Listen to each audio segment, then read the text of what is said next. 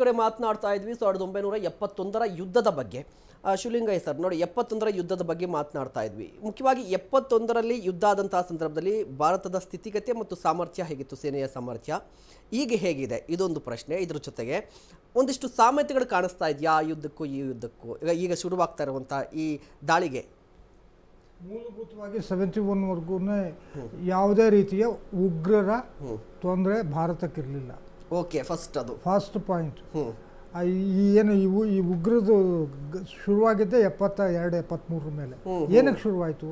ಅವರು ಪಾಕಿಸ್ತಾನದವರು ಸೋತು ಸುಣ್ಣವಾದ್ರು, ಈಸ್ಟರ್ನ್ ಇದು ಕಳ್ಕೊಂಡ್ರು, ಅಲ್ಲಿ ಬಾಂಗ್ಲಾದೇಶ ಹುಡ್ತು, 93,000 ಜನ ನೀವು ಬಿಡಿಸ್ಕೊಂಡು ಹೋದ್ರು, ಒಂದಷ್ಟೆಲ್ಲ ಒಪ್ಪಂದ ಆಯಿತು.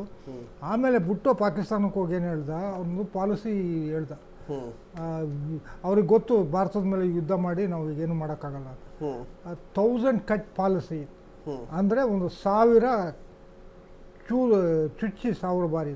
ಅಂದರೆ ಈ ರೀತಿ ಉಗ್ರರನ್ನ ಕಳಿಸಿ, ಅದು ಡಿಫೆನ್ಸ್ನವರಲ್ಲ, ನಾನ್ ಸ್ಟೇಟ್ ಪ್ಲೇಯರ್ಸ್ ಅಂತೀವಿ ಅವ್ರಿಗೆ.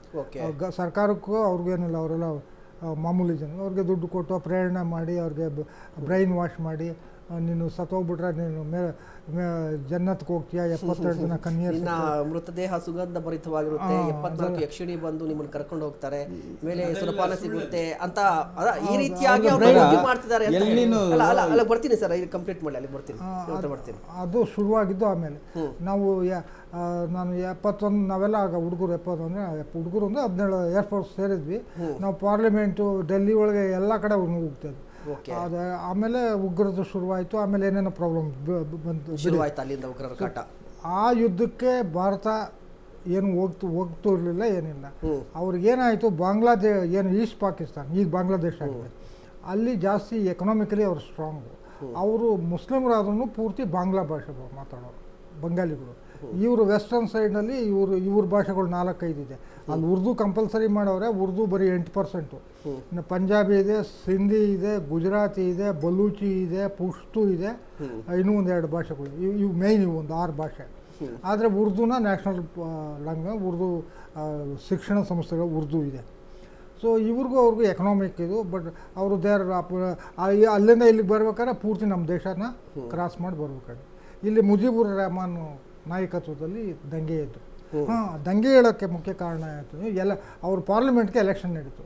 ಎಲೆಕ್ಷನ್ ನಡೆದಾಗ ಮುಜಿಬುರ್ ರೆಹಮಾನ್ ಅವಾಮಿ ಪಾರ್ಟಿ ಅವ್ರು ಗೆದ್ದುಬಿಟ್ಟು ಅವ್ನು ಪ್ರೈಮ್ ಮಿನಿಸ್ಟರ್ ಆಗಬೇಕಾಗಿ. ಅದಕ್ಕೆ ಇವರು ಬುಟ್ಟೋ ಆಮೇಲೆ ಮಿಲ್ಟ್ರಿಯವರೆಲ್ಲ ಜಗಳ ತೆಗೆದು ಅವ್ನು ಕೊಡಲಿಲ್ಲ. ಕೊಡೋದ್ರೆ ಅವನು ಅರೆಸ್ಟ್ ಮಾಡಿ ಒಳಗಾಕ್ಬಿಟ್ರು. ಆಮೇಲೆ ಅಲ್ಲಿ ಜನ ದಂಗೆ ಇದ್ದರು, ಒಂದು 30 ಲಕ್ಷ ಜನನ ಹೊಡೆದಾಕ್ಬಿಟ್ರು.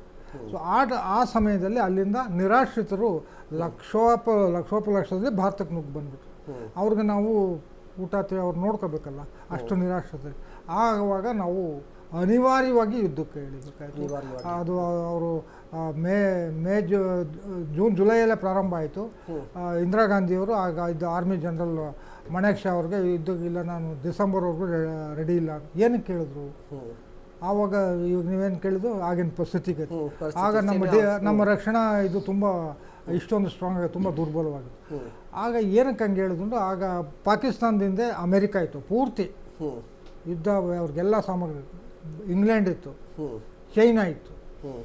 ಅಷ್ಟೊತ್ತಿಗಾಗಲೇ ಚೈನಾ ಆಮೇಲೆ ಅಮೆರಿಕಾದವರು ಅವ್ರ 2 ಹತ್ರ ನ್ಯೂಕ್ಲಿಯರ್ ವೆಪನ್ಸ್ ಇತ್ತು. ಸೊ ಅವರು ಏನು ಬೇಕಾದರೂ ಮಾಡ್ಬೋದಾಗಿತ್ತು. ಸೊ ಈ ಡಿಸೆಂಬರ್ವರೆಗೂ ಏನಕ್ಕೆ ಕೇಳಿದ್ರು ಅಂತ ಒಂದು ಪ್ರಿಪ್ರೇಷನ್ನು. ಇನ್ನೊಂದು, ಚೈನಾ ನಮ್ಮ ಮೇಲೆ ಬಂದುಬಿಡ್ಬೋದು. ನವಂಬರ್ ಡಿಸೆಂಬರ್ ಹಿಮ ಬೀಳುತ್ತೆ, ಹಿಮ ಬಿದ್ದಾಗ ಅಲ್ಲಿ ದಾರಿಗಳೆಲ್ಲ ಮುಚ್ಚೋಗ್ಬಿಡ್ತವೆ. ಸೊ ನಾವು ಯುದ್ಧನ ಡಿಸೆಂಬರ್ 4ಗೆ ಸ್ಟಾರ್ಟ್ ಮಾಡಿದ್ದು. ಅದನ್ನೆಲ್ಲ ಕ್ಲಿಯರ್ ಮಾಡಿ ಅವ್ರಿಗೆ ಬಿಡಿಸ್ಕೊಟ್ಟು ಅದೆಲ್ಲ ಚರಿತ್ರೆ ನಿಮಗೆ ಗೊತ್ತಿದೆ. ಆ ಹಿನ್ನೆಲೆಯಲ್ಲಿ ನಾವು ಯುದ್ಧ ಮಾಡಬೇಕಾಯಿತು.